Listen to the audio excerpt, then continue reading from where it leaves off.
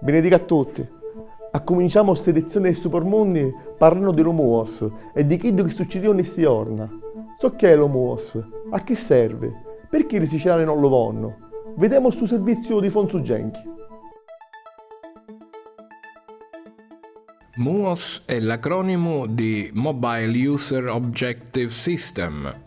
Si tratta di un sistema di comunicazione satellitare UHF formato di 4 satelliti, uno di riserva, e 4 stazioni di terra.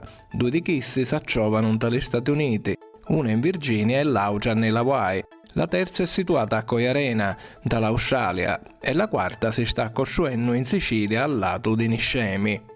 Questo sistema di satelliti è un progetto del Dipartimento della Difesa degli Stati Uniti, in particolare della Marina Militare, e ha come funzione principale quella di permettere lo scambio di informazioni multimediali tra basi militari di terra, navali e aerei, degli americani e dei paesi alleati, magari mentre sono in movimento e in qualunque posto del mondo. Lo primo dei 4 satelliti, l'Omuos 1, partì per lo spazio il 24 di febbraio del 2012. La stazione prevista in Sicilia si sta costruendo dentro una riserva naturale detta la Sughereta. L'Omuos avesse a pigliare lo posto dello sistema di 41 antenne della Marina Militare Americana, che funziona al lato di Niscemi del 1991. Ma c'è chi pensa che l'Omuos invece non sostituisce, ma sa va a aggiungere a queste 41 antenne, aumentando d'assai le emissioni elettromagnetiche che già ora, secondo un poco di studi, fecero acchianare le casi di cancro e leucemia tra gli abitanti della zona. Altri studi dicono che queste 9 antenne dell'Omuos potessero provocare gravi danni all'ambiente e alla salute delle cristiane, non solo di Nisceme, ma di gran parte della Sicilia. Numerosi hanno stato le proteste dei cittadini siciliani durante questi mesi e proprio durante una manifestazione, che da giorno 6 di ottobre, la procura di Calatageroni dette la notizia dello sequestro dell'apparato in costruzione, sequestro annullato il 28 di ottobre dello Tribunale della Libertà di Catania.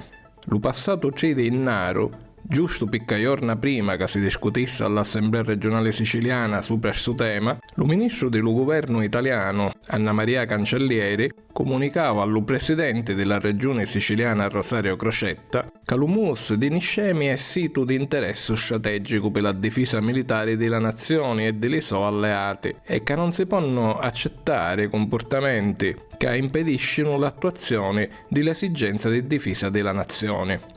Però tutti i 90 deputati dell'ARS, l'8 di Innaro, votarono a favore della mozione presentata dal deputato Ferrandelli per fare firmare le travaglie dell'Omuos.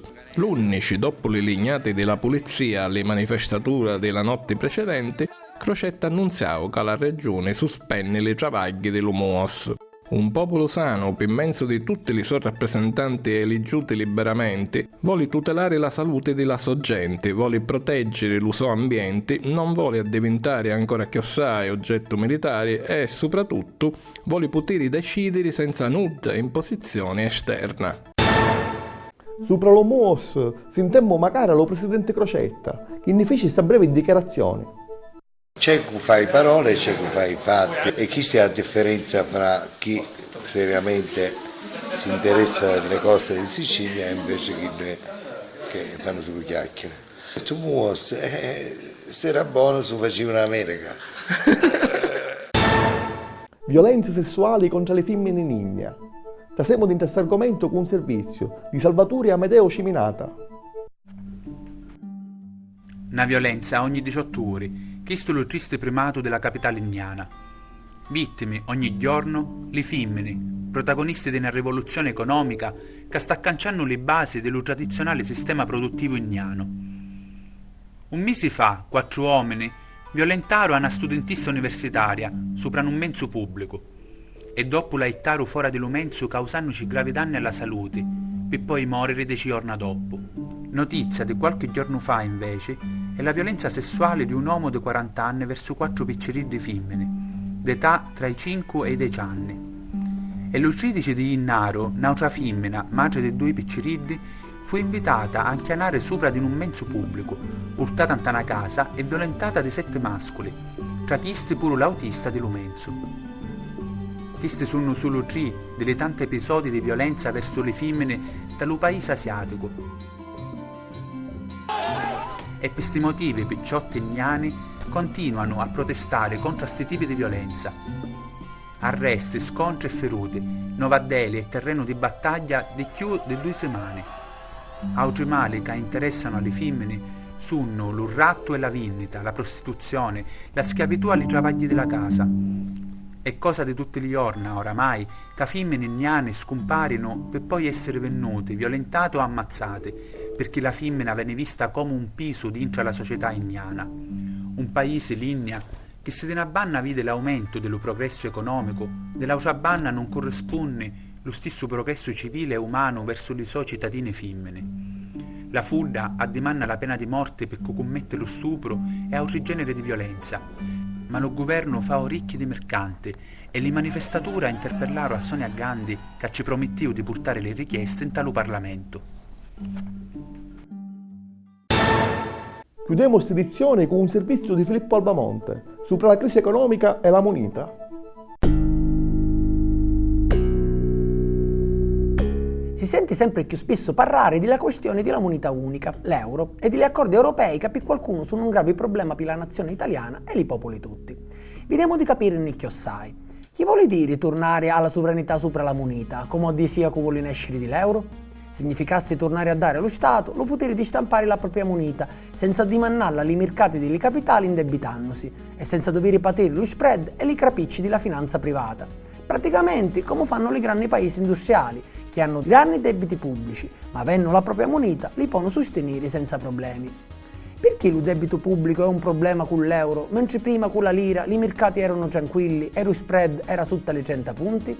Perché il paese che aveva la propria moneta la stampa per pari le obbligazioni che mette in tale mercato, mentre oggi per pari è costretto a dimandare le picciole ai mercati stessi. Ma se fosse così facile, come mai le parti dell'euro non se ne denaro?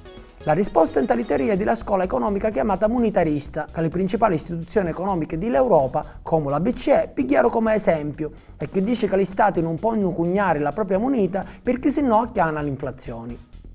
In parole più poveri, si pensava e si continua a pensare che stampare moneta significa automaticamente fare perdere i valori alla moneta stessa e fare acchianare i prezzi.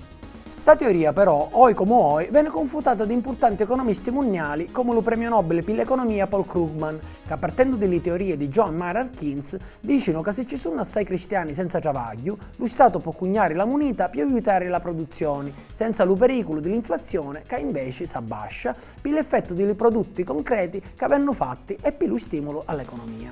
Come mai i partiti invece di affrontare la questione parlano sempre di austerità invece di stampare i piccioli per stimolare l'economia? Perché parlano solo delle tasse o delle evasioni fiscali per trovare i piccioli in tale corto periodo, senza pensare allo medio e allo lungo?